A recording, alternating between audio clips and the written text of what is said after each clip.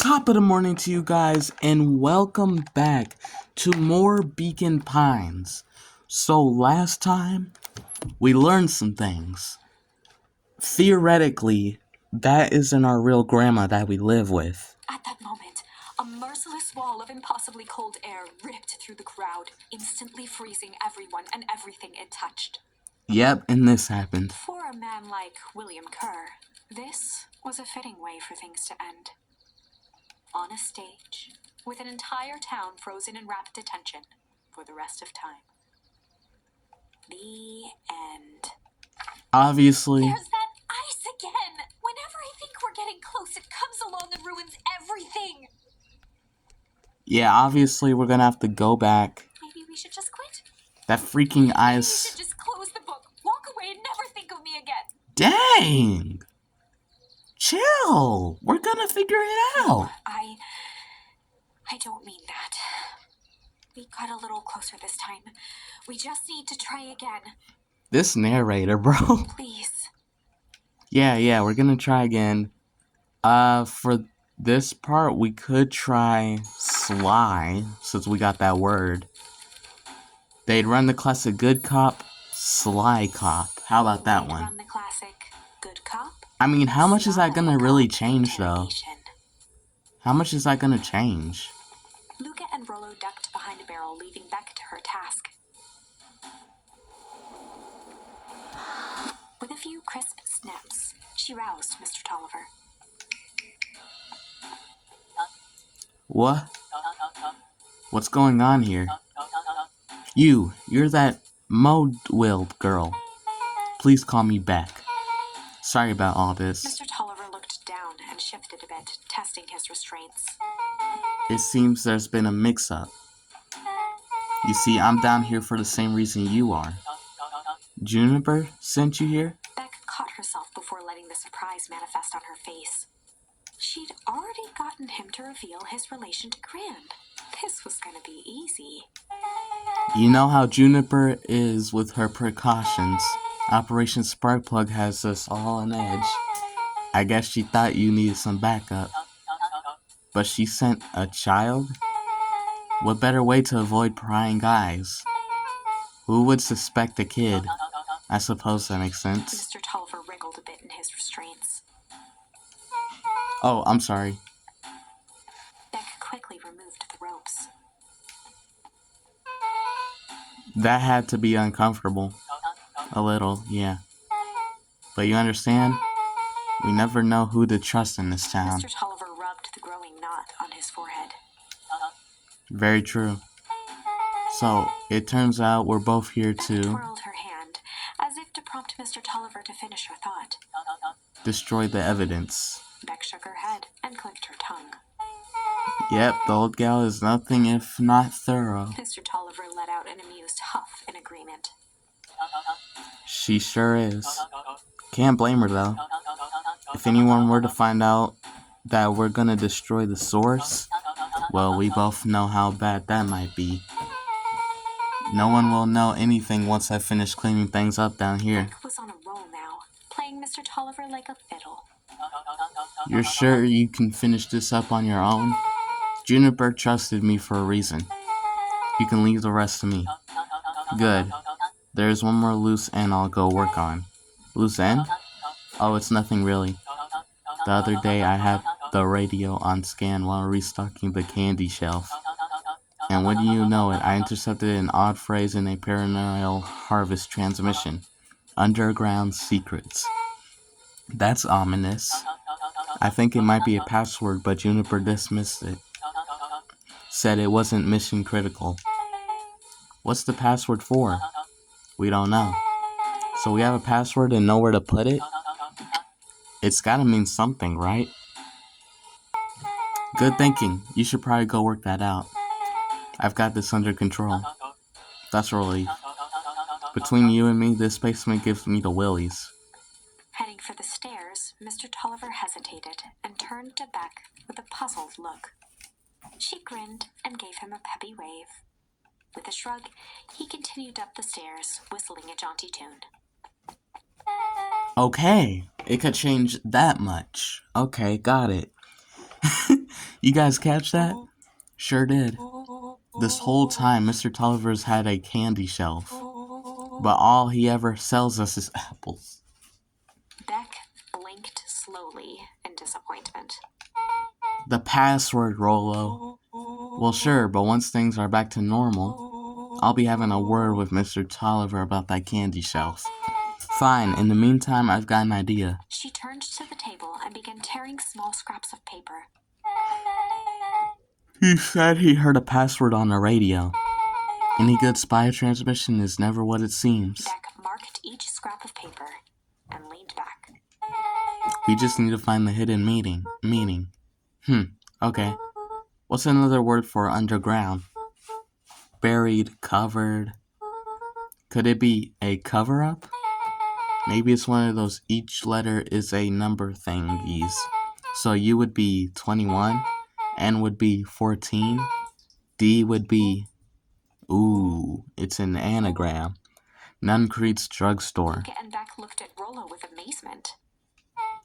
Rolo, that was incredible. Well, it's either that or Kren's nude rug store. Yeah, I think you were right the first time. How did you do that? What can I say? I love ciphers. Well, I guess we know where to go next. Yeah, and if y'all remember, Nuncreed is bad news. Nuncreed is not a good guy. Don't worry, we're just passing along. You're late, Augustus. Sorry, sister. Was caught up with work. Work? You? I had a few more details to lock down for the festival. Oh, what do you have to report? What is this insipid town festival really about? I think Gus looked around nervously. Mr. Kerr really does just want to do something good for the town. He's actually a pretty nice guy. You should spend some time with him. I didn't pull strings installing you as mayor so that you could make friends. Your job is to help me figure out what Kerr and Perennial Harvest's true intentions are with this town. So they're doing the same thing we are, trying to figure out what's going on. Except we know what's gonna happen. Well, at least, well, not the characters in the game, but I know what's gonna happen. We have a responsibility. This is our father's town. Was. Excuse me? This was our father's town. He's gone, Harris, and he isn't coming back. Father left us with nothing but problems. Mr. Kerr came here and offered to help us. We accepted that help. We didn't agree to them turning Father's warehouse into a toxic dumping ground. This is just a temporary arrangement. The glow can be seen from our damn backyard. They are dumping their nasty little secrets on us. When this all inevitably goes wrong, who do you think will be blamed? Eris's cry hung in the air. We have a new choice to make now, sister. This town is going to change whether we like it or not. Are we going to choose to be a part of that future or be forgotten in the past? It's a shame. Father named you Augustus, but you will always just be a Gus. Good night, Harris. I'll see you at breakfast tomorrow. Okay, so it's getting late, children. So we can trust those two. No, not the brown guy. That sounded racist. It's not. No, we could trust the sister, but we can't trust him. Solomon stood proudly at the entrance to the drugstore, holding a brown bag overflowing with black licorice. Hey, Solomon. We're looking for Mr. Nuncreed. Is he still in there? I'm afraid not. Then where'd you get that candy from?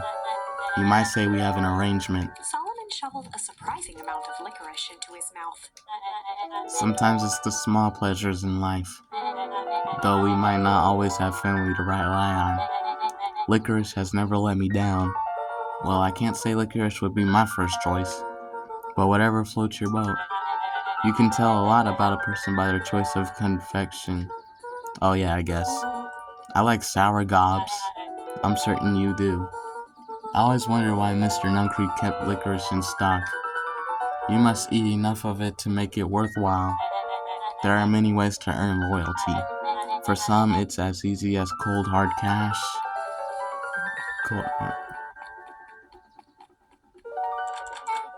Well, he's right. It's locked. There's gotta be more clues. Okay, let's see. Okay, so we can't go in that way. I mean, what are we supposed to... That is not what I meant to push. The answer's gotta be around here somewhere. What do I do? I mean, we can't just break the window open.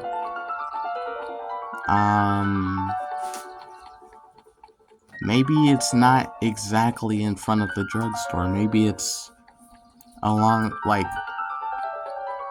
one of these areas. And it's like, it leads back into the drugstore. Or maybe... Wait, I remember this. Have you ever seen anyone actually use this thing? Besides Mr. Nuncreed, no. We know what that's for. We know what it does. Because if y'all her hands on the glass to peek inside. If y'all remember, it sent us down somewhere. And the Mr. Nuncreed was like, he knows too much. And that is not a normal phone booth. Obviously, it's got like a blinky keypad. Why would there be a blinky keypad? Kren's new drugstore. I mean, underground secrets. The password. Beck flung open the door and they all squeezed in. So we gotta figure out how to get down there.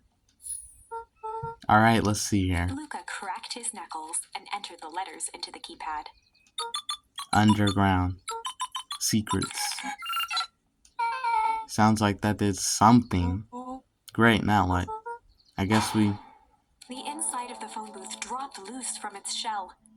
Without even the space to panic, they closed their eyes, held their breath, and accepted their fate. Suddenly, the chaotic descent slowed to an effortless landing. It was unclear where they ended up, but at least it was solid ground. This is new! The air was stagnant and smelled vaguely of chlorine. I knew it! You knew that there was a secret hub full of strange tubes under the phone booth? Of course I did. Didn't I say that? No. I definitely thought it. Luca, do you remember when I said how cool it would be if the trans-dimensional conduits from Hank Atomic issue 12 were real? Rollo, at one point or another, you said that about every technology ever discussed in Hank Atomic. That's why I'm such a good predictor. Dude! It looks like each of these has something written on them. This is crazy, bro. Oh my... this suit has a broken mask. So we have found our mystery warehouse creeper. We've at least found their hazmat suit. If it walks like a Nuncreed and talks like a Nuncreed, let's not jump to conclusions. Just saying. Okay, so we got these... Mining Operations Alpha. You guys have mines here? Not that I know of. This town is all farms and fertilizer. And a series of tubes. Pa always said you can only trust a miner up to the point when they hit gold. Not sure how that wisdom applies in this exact situation. That's the thing about Pa, you don't always realize what he means until it's too late. Perennial Harvest main office. That's where my mom works. What does she do? Science stuff. Is she involved in all this? We just moved here. How could she be involved? True. Valentine Fertilizer Warehouse. Isn't that where you almost got snatched? Yeah. Why would Perennial Harvest have a tube going to the old Valentine place? This is starting to feel like something big. Just now, it's starting to feel like something big. That's a lot of buttons.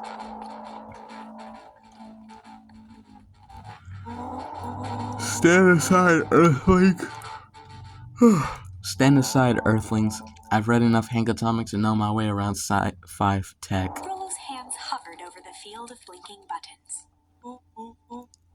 Eeny, meeny, miny. Rollo, what did you do? Nothing. I didn't even mow yet. What was that? Hide. Where? There's nothing but weird tubes down here. Just get back. Oh. Shit. Awesome. Bro, he's about to kill us. You all need to come with me now. We aren't going anywhere with you. Not until we get some answers. Mr. Underground's secrets. I told them it was an absurd password, but they love anything that makes them feel clever. They who? That's no matter. If I can keep you hidden until after the festival, I might be able to save your skins. We don't care about our skins. Hold on now, I like my skin. This all stops now, Nuncreed. Joseph waited for a moment in silence. You sound just like him. Who? Walt. You don't get to talk about my dad. You know your father and I were friends back before. He gestured toward the strange tubes. All of this. That's a lie. It's true. I used to bounce you on my knee. What happened? Same thing that always happens. Reality, complications, life. We were a team, Walt and I. An idealistic doctor and a bright-eyed pharmacist. Both hell-bent on helping folks. So you were his sidekick? No. We were partners. He helped the patients and I helped him. Yup. Total sidekick. Nuncreed let out a growl of a sigh. Luca, I need you to know this. I need someone to know this. One day, Sharper Valentine comes to us. Says he's got an opportunity. He found something he didn't quite understand. And he was willing to pay us both handsomely to help him understand. He's telling all of this to us now. Why did he kill us off earlier? Why didn't he just help us then? And my dad said no. Your father and I both believed in helping people. But the thing I could never get him to understand was, it's a lot easier to help others if you help yourself now and then. Classic sidekick into villain plotline. Walt loved being righteous almost more than he loved his family. He was wrong about one thing though. When he begged me not to take Valentine's offer, he said, Joseph, if a person says yes one time to Sharper Valentine, he'll make sure they keep on saying yes to him until the day he's dead and gone. He shook his head wistfully. Sharper's long gone, but he's still got me saying yes. Is there a point to this sob story? Not really, no. Just an old man trying to delay what he's doing. Nuncreed took a menacing Oh step no. towards the children. I tried to keep you safe. I tried to keep you and Juniper out of this. But you forced my hand. Luca began to laugh. What? You really don't know? My gran isn't out of this. She's been scheming right under your nose. Juniper? Seems like she's planning on crashing the town's party. She's gonna disrupt the festival? Why would she? The color drained from Nuncreed's face. How does she know? Apparently she knows a lot of things. What? Let's just say this isn't the only underground layer we've busted into today. And honestly, hers is way cooler. She's got maps and explosives and bad intentions, big man. Nuncreed grabbed Luca by the shoulders. Oh no. His eyes were frantic. Oh no. You need to tell me what she's going to do right now. She doesn't understand what it is she's messing with. Tell me now! She's in danger, boy! I don't know. She had a mat with a mark on the fountain in town square. The fountain? But why would... A jolt of realization struck Mr. Nuncreed. She knows about the source? What the heck is the source? If she tries to destroy the source, it could catalyze and... Dear God, she's going to freeze us all.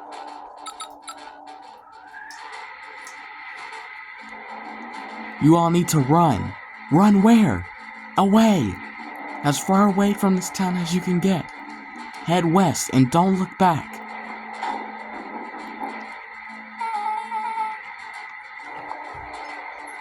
Oh my gosh. That did not go how I expected. So, we're totally following him, right? Totally. See you on the other side. You good? Yep.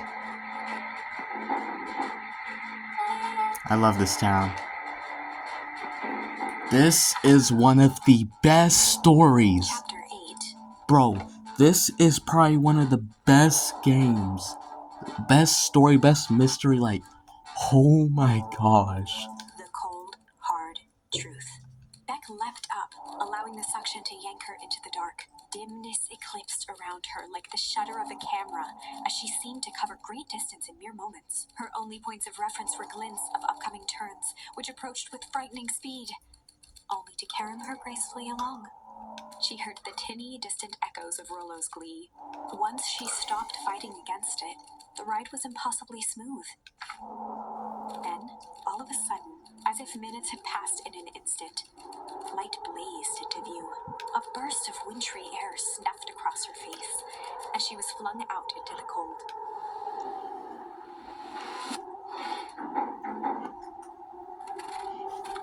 This is one of the most craziest stories, the most, like, oh my gosh, dude. I mean, like, it's just a really cool mystery, man. That was intense. Yeah. I think I might have parted with some fluids in there. Any idea where we are? Somewhere cold. Doesn't look like it got on any of us. It didn't feel like we traveled that far. So where did it all go? This place sucks. Why would anyone even want to blow something up out here? Only one way to find out, I suppose. We've got to catch up to Nuncreed. I think he went this way. You don't know which way he went. You are capping. You're just capping. Okay, we got it. Remember, guys. Okay, this is starting to feel really familiar. I may not be the most well-versed on all things Beacon Pines, but this does look like some sort of frozen replica of town. Ah, I got it. It's so obvious now. Mr. Nuncreed is an Rollo, do me a favor. Yes? Shut up! Rollo, stick with me right here. His species can only live in sub-zero temperatures. Oh boy, here we go. The source is their base camp dimension, so naturally they keep it cold. We found it by traveling through those metallic wormholes back there. The final objective, kill us all and shape-shift into a Beacon Pine citizen of their choosing. You never really had me, but you very much lost me there. You get used to it. We should keep moving. Guys, remember, the whole thing about this game, we gotta be checking for words. Yeah, now that I'm looking at it, this does look like a replica. As they rounded the corner to the frozen town square, oh shoot! Mr. Nuncreed inching cautiously toward a pit at its center. Oh shoot! He held his arms out gingerly, as if approaching a beast in the wild. Upon closing the distance, Luca recognized what Nuncreed was after. Graham stood confidently at the edge, one arm outstretched over the abyss. Nearby, a wheelbarrow had been emptied out. She held a lit torch, which flickered in the bitter wind. Juniper, I don't know what you think you're doing, but I assure you this is not going to solve anything. If you drop that, you've doomed this whole town. Oh, it wasn't me who doomed this town. I've been watching you, Joseph. I know what you've done. You and your co-conspirators. Gran, what's happening? Luca, you and your friends need to leave right this moment. Mr. Nuncreed turned back toward the kids, desperation in his eyes. Listen to your grandma, Luca. This is between me and Juniper. Rollo and Beck held steadfast in awe. Luca approached closer. Mr. Nuncreed spun back toward Gran, his voice growing louder. You've got it all wrong, Juniper. Just hand over that torch. You don't understand what you're doing. How could I possibly trust you to do the right thing? Wait, Walt told me everything. He trusted you, and you betrayed his trust. Luca, did you know that this man's entire life is a lie? If it weren't for him, your father might still be alive. Mr. Nuncreed winced with anguish. His voice hardened. That's not true. They both now yelled, not to each other, but at fate itself, making their peace with long-held burdens. The wind howled with encouragement. Walt was like a brother to me. We just had different ideas about how to effect change. Very convenient that your way just happened to line your pockets. Now that's not fair. They menaced at each other, both catching their breath. The moment balanced on a knife's edge. Dude. Amid a blur of emotions and memories, Luca's mind flooded with questions. The wind calmed, as if to give him the stage. And in the stillness, he began to weep. And in the That's the only stillness, option I had, guys. he began to weep. It was all just too much. Falling to his knees, Luca whimpered softly. The tears crystallized as they hit the snow. Gran stared at Luca for a moment with warm sympathy, remembering why this was all necessary. This'll all make sense soon, Luca. Then everything can go back to normal. I promise. She stiffened up and brandished the torch at Mr. Nuncreed. You can't hide behind those people any longer, Joseph. Once their precious source is destroyed, we'll see where their loyalties fall. Juniper, don't. Ignoring his final plea, Gran flung the torch into the deep No. No. She smiled and exhaled in relief. Mr. Nuncreed moaned in resignation. The torch echoed as it ricocheted down the hole, punctuated with a thunderous thud. You see, Joseph, I've learned one very important lesson in life. If you want things to change, then you must be willing to. Before Gran could finish, the ground shook her to silence. Yep, we're frozen. We're frozen. Oh.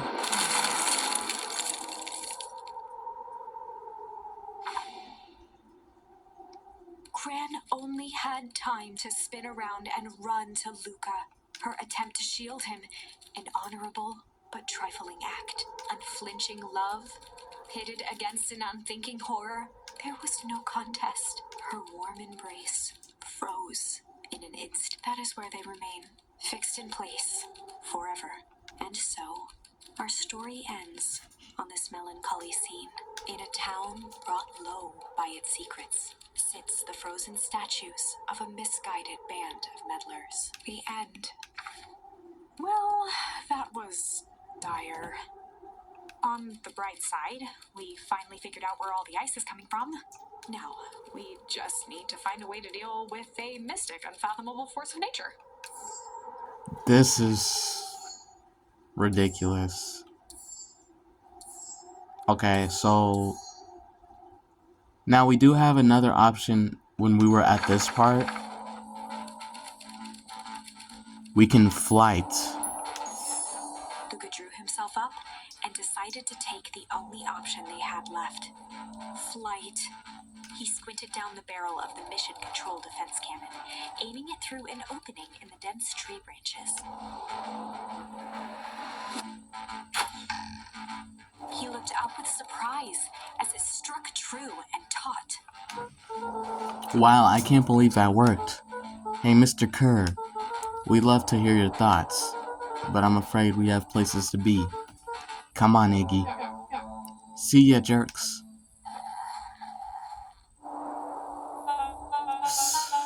Fine, we know where that leads them. This way, we'll take the tunnels. Luca and Iggy winced as they sprinted through the thicket. The branches clawed at them, reluctant to give passage. After what felt like a marathon, Luca stopped in his tracks as they reached the clearing. What the? That was all he was able to say before Iggy slammed into his back. The boys tumbled down a steep decline and crashed with a wheezing thud on a surface as hard as ice. In fact, it was ice. Chapter 5. Signs. They stood silently, catching their breath. The sky was like sapphire. With each breath, a plume of steam escaped from Luca's lungs. Let's keep moving. Luca pulled Iggy to his feet as they gazed We're across here the again. snowy terrain. We're here again. Again! That was actually pretty bad. Uh-huh. I think we lost them. Are we up in the mountains? I don't think so. If anything, we went downhill. Then what's up with the Winter Wonderland? All I know is there's no going back the way we came. Let's see if we can get our bearings. Follow me. We're here again. Luca. Luca, are you there? Luca had almost forgotten the walkie-talkie he was carrying. It's that bozo, Kerr. I hope nothing bad has happened to you out in those woods. Luca looked at Iggy with hesitation. No need to be rude. With a resigned sigh, Luca responded. It seems like the only dangerous thing in the woods is you. He speaks, the young man of the hour. Now, how in tarnation did you end up with one of our radios? Just lucky, I guess. Boy, howdy, you Van Harns are full of surprises, aren't you? You knew my parents? I never had the honor of meeting your father, but your mom sure was a handful. Luca winced, shoving the walkie-talkie back into his pocket. We gotta keep moving. Okay, wait, it was this way. Oh. What's the readout? Sin just above 258 Kelvin. That's down a bit from last time. Shall we report this to Mr. Kerr? Meh, still within safe ranges. It may be spreading, but it's under control for now. Even a small nudge in the equilibrium could cause a cascade. Dude, relax. Just a few more sites to hit before we can punch out. Let's get this over with.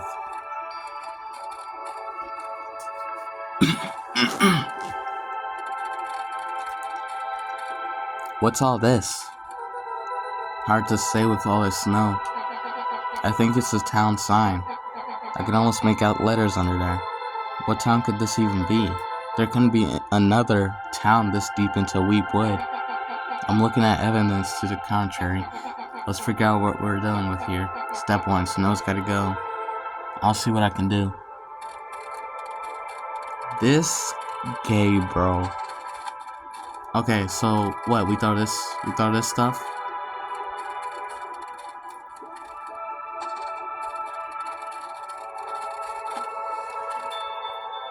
Welcome to Beacon Pines. He stared in disbelief at the sign that now clearly read, "Welcome to Beacon Pines." This doesn't make any sense. We're in Beacon Pines? How's that possible? We ran away from town. How did we get back there? Here. I guess we got turned around. Where did all this snow come from? Well, it's been colder than normal lately. There's a pretty big difference between sweater weather and this Arctic escape. The puddle we fought at before, it was cold there too. Maybe all of it leads to one source. You think it's related? What the hell is going on here? We're gonna get you some answers. Let's keep moving.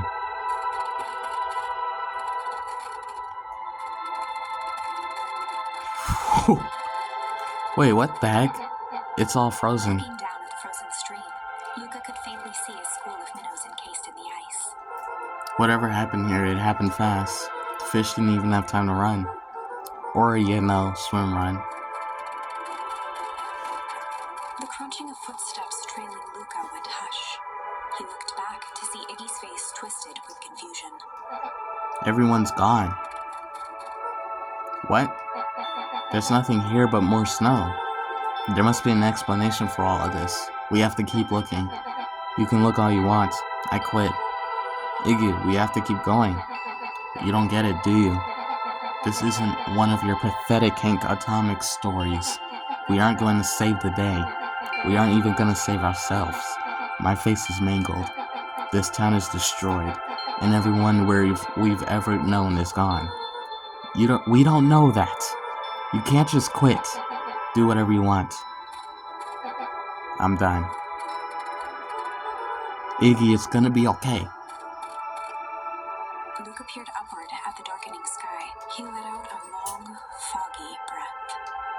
Faintly, Iggy began to cry. Seeing Iggy in such a pathetic state gave Luca a sense of compassion and more than a little guilt. It is getting pretty late, I think. Probably not a great idea to stumble around in the dark anyway. Luca allowed himself to collapse next to Iggy. Let's just rest for a bit. The boys huddled together for warmth and comfort. If not for exhaustion, their minds would be racing, trying to make sense of the events of the day. As it was, all they had energy for was to sit in silence, numb. How about we sing a song like it's Disney? Oh, don't give up. The way the snow covered everything over. It's kind of calming. Yeah. I haven't had time to say it, but thanks. Huh? For getting us away from those creeps. I sort of froze up back there. Iggy, I should be the one apologizing. This all happened because I lost my temper. Nah, that's bull hockey. First of all, you didn't know what that gunk could do. You didn't, right? Of course not. And second, stop with this baloney about losing your temper. But I did lose my temper. Iggy motioned sarcastically to his half-deformed face. Obviously. But that's exactly what you should have done. Huh? I was being a horse's ass. You were supposed to be a horse's ass's response. That's how it works. Iggy, I'm having a hard time following. You wanted me to fight you? Of course. Geez, you goody-goody types take forever to understand this very basic point. Why would you go around saying cruel things trying to get into fights? Iggy shrugged. It's something to do. You're an asshole because you're bored. Sometimes I just feel empty. You wouldn't understand. You and Roller are always having a blast together. Laughing and calling that dinky little treehouse mission control. Iggy now wept openly. Perfect little Luca Van Horn with his perfect little life. My life is not perfect. Everyone in town likes you. Not everybody. That nuclear hasn't been unpacked yet, and even she already likes you. You have Tish. He wiped his nose with a sleeve. I love Tish. Tish is great. But she ain't exactly the world's greatest conversationalist, you know. Luca gave a warm chuckle. I get that impression. Iggy cleared his throat as he wiped his eyes. Huh, it must be raining out here.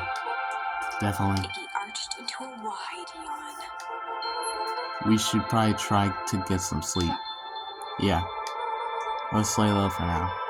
Tomorrow we'll get to the bottom of all this. Luca's eyelids began to slowly drift shut. Luca? Yeah?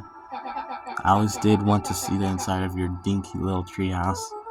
What do you think? Not bad. I'll give you a full tour when we get back. You know what? That's all Luca could whisper before succumbing to sleep. Iggy snuggled in some more. When it comes to worst days of my entire life, this one wasn't half bad. The house smelled of warm bread. Luca was playing with toy blocks on the living room rug. He looked up to see his parents on the couch. His mother held his father's head in her lap. She idly stroked his hair while while humming a song. A voice behind Luca spoke. This is how you remember them, huh? Luca turned to see his own face, the doppelganger from his dreams, still clad in a yellow hazmat suit, still carrying a look of disdain behind empty eyes. Aww, look at this perfectly cozy scene. You know it wasn't really like this. The figure picked up a toy block and inspected it. It's amazing the facades that one can build given the right materials. Not that I blame us. These are a child's memories, all warm and fuzzy. You don't remember, do you? Lucas snatched the block from the figure's yellow-gloved hand. Remember what? The doppelganger pointed to the couch. The last day we saw him, the day he chose to abandon. Luca turned to look at his father, still lounging on the couch. That's not true. He didn't abandon us. The doppelganger waved his hand dismissively. Everything is true here. It's just a matter of what we choose to see. Well, let me show you. The world flickered and pulsed. Luca was sitting next to his bed, listening to his heartbeat with one of his dad's stethoscopes. The doppelganger limped into the room. Now, we both know that's not how this went. He grabbed Luca's hand and guided the stethoscope to the floor. Luca heard muffled shouting, brought close by the stethoscope. It was his parents, fighting. Do you remember what we did next? Luca gave a slow nod and crept down the hall to peek through the banister. He could see the outline of his mother at the bottom of the stairs. Damn it, Walt. We can't afford to get involved in this. She was scared. His father stepped forward. What am I supposed to do? Just watch? There's a sickness in this town, and we both know who's behind it. I swore an oath to help people. I won't turn my back on them. Luca's mother grabbed Walt. She was crying, pleading. I can't lose you. Walt calmly removed Eleanor's hand from his shoulder. What's right is right, and what's wrong is wrong. I could never live with myself if I let Sharper get away with this. Eleanor raised her voice. Spare me your bullshit platitudes. What about our son? Luca flinched, dropping the stethoscope down the stairs. Walt turned with a panicked smile. Luca, is that you, buddy? With tears in his eyes, Luca descended the stairs. Mom? Dad? What's going on? Walt dropped to a knee to meet Luca eye to eye. Nothing, buckaroo. Your mom and I just got a little overexcited is all. Luca placed the stethoscope against his father's chest. His heart was racing. It sounded like you were going somewhere? Walt gently removed the device from Luca's ears. Listen to me, Luca. I have some business to take care of. I'll be back in time to tuck you in. Luca hugged his father tightly. Promise? Walt stood up and walked to the door. He glanced over his shoulder. I promise. With a wink and a grin, he put on his hat and strode out into the evening sun. A figure approached soundlessly from the foggy snowfall. It stood above them, lingering in contemplation. Slowly raising one hand above Iggy, it snapped out 2 brisk raps on his head. From a deep slumber, Iggy sprang up defensively. Get your hands off me. Whether it was the calming presence or the recognition that he was not in danger, Iggy felt his clenched fists lower.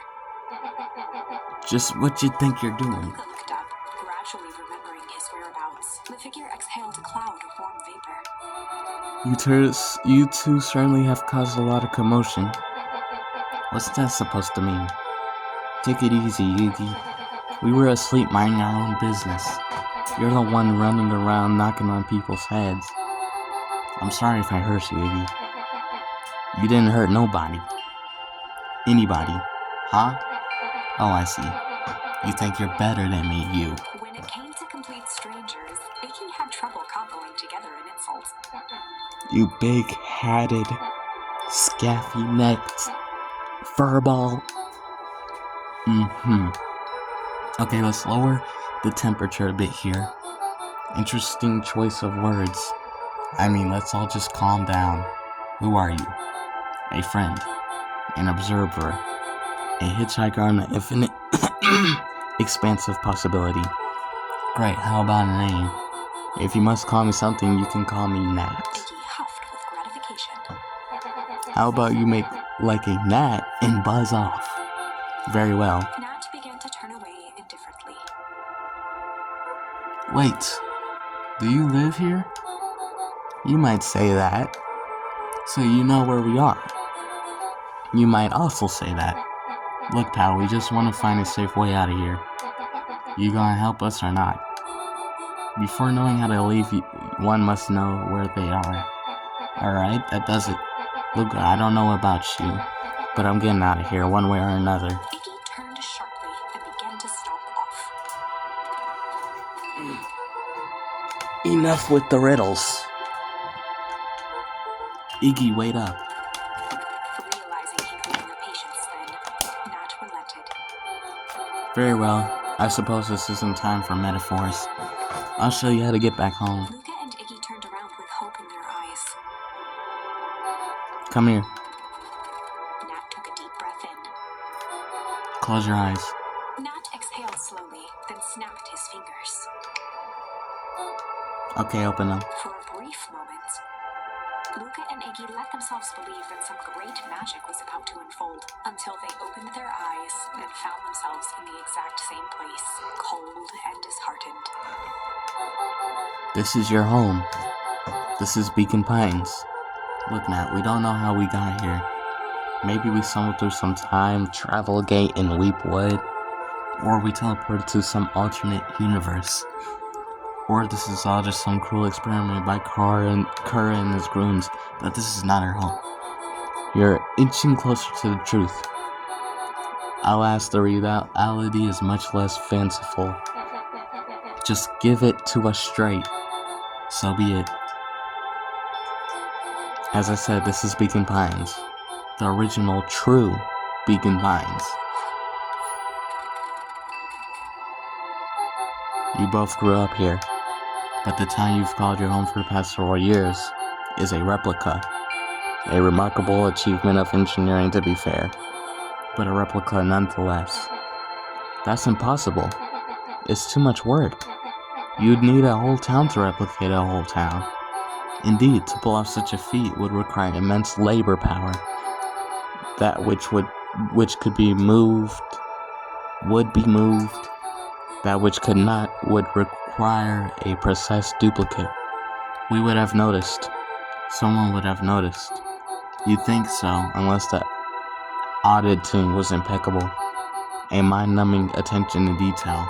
As for the innumerable trivialities which complete the tapestry, well, you can leave that to this miraculous thing we call a brain. It has a real aversion to discontinuity, a revolution even. The brain has a wonderful way of smoothing out the rough edges, keeping us sane. Luca and Iggy looked around uncomfortably. So you're saying that someone made an entire new town and moved us all, and no one noticed? Precisely. But why? Why is the one question that can never be answered with certainty?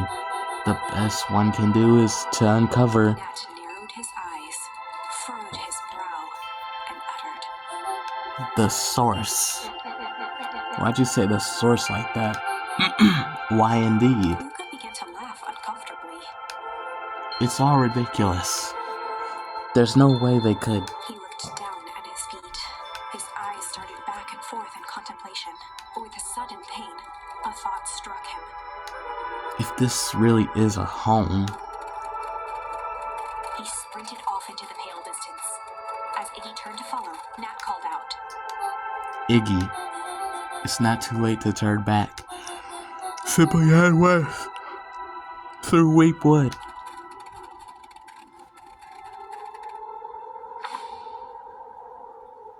Chapter 6. The Source. Nat expressed his sympathy with a shrug and sauntered off as unassumingly as he'd arrived. He'd given Luca and Iggy what they needed, and nothing more. As Luca sprinted across the snow, the events of the past few days became clearer, pieces to a larger puzzle. Rollo said he was underground somewhere, captured. Mr. Kerr tried to cover it up with lies. The clipboards were hell-bent on capturing Iggy. It all seemed to point to perennial harvest.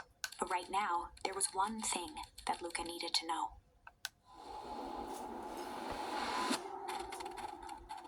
Luca stopped dead in his tracks. The tree was gone, uprooted and moved, leaving a raw gash in the earth. He dropped to his knees and dug wildly at the cold snow. His numb hands hit something hard. A headstone. A dry whisper escaped Luca's lips. You're here. All this time I thought I was visiting you, but you've been here alone in the snow. Dad, I'm so sorry. They'd ruin your favorite spot in the world. Our favorite spot in the world. Dad, what do I do? There was no reply, just snow-covered silence. Why'd you give me the slip like that? What if I couldn't find you, you jerk? Iggy finally noticed the tears welling in Luca's eyes and the snow-covered grave. Oh. Iggy, they stole his tree, Iggy. Yikes. Suddenly, they heard the crunch of approaching footsteps in the snow. We gotta hide. 259k. Fall off distance still good. Dude, did you hear me? I said 259. Sorry. You ever think about what we did here? We saved a whole town of people. Doesn't feel like it sometimes. What about everything we left behind? That's the grave of someone with a family. The people who loved them will never know the truth. The truth is overrated. He bent down to scoop up a snowball and lobbed it playfully. Hey, don't be such a downer, dude. We took this job to change the world. Yeah. Come on. It's almost lunchtime. Haha, weirdo.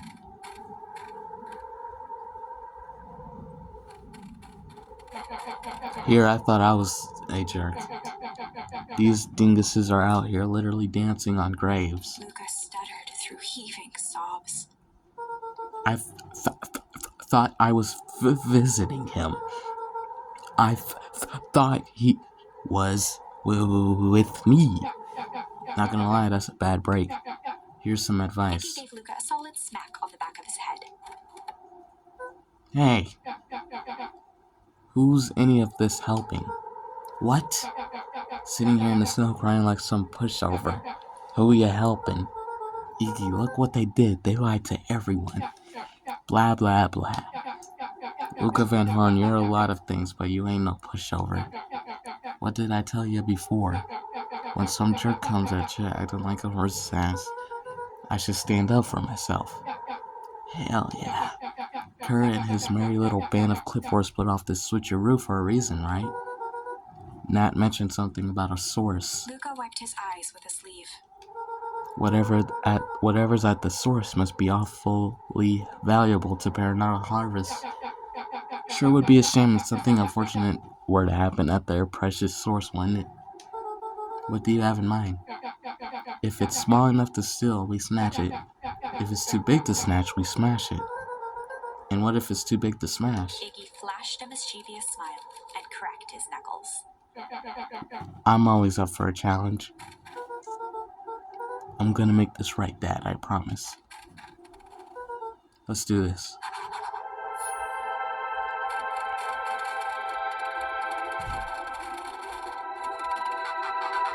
It can get awfully cold out there in those woods, Luca.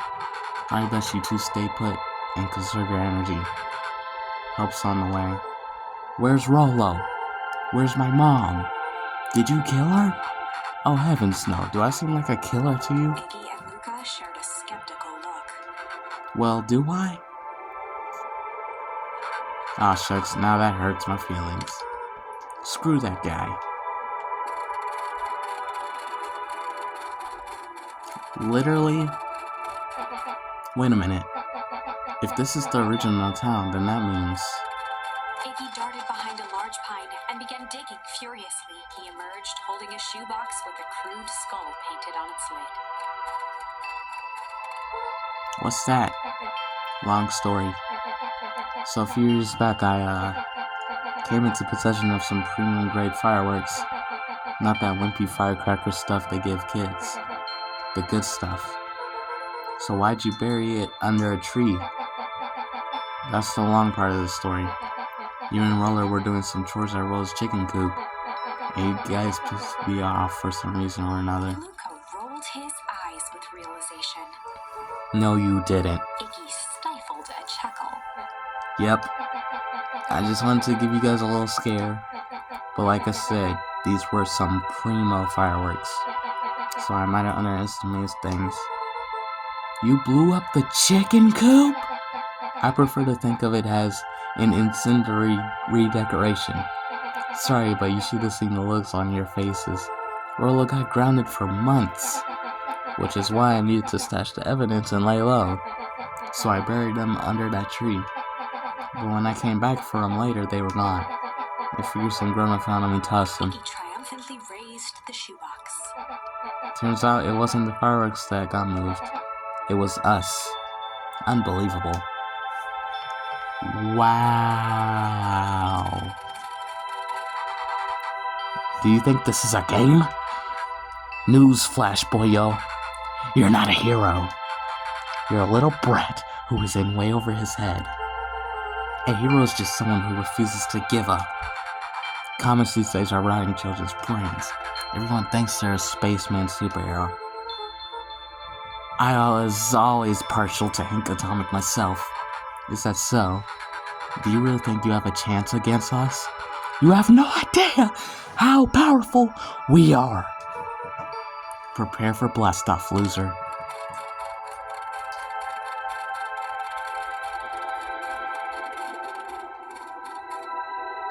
Luca and Iggy inched up to the edge of the hole with bewilderment in their eyes.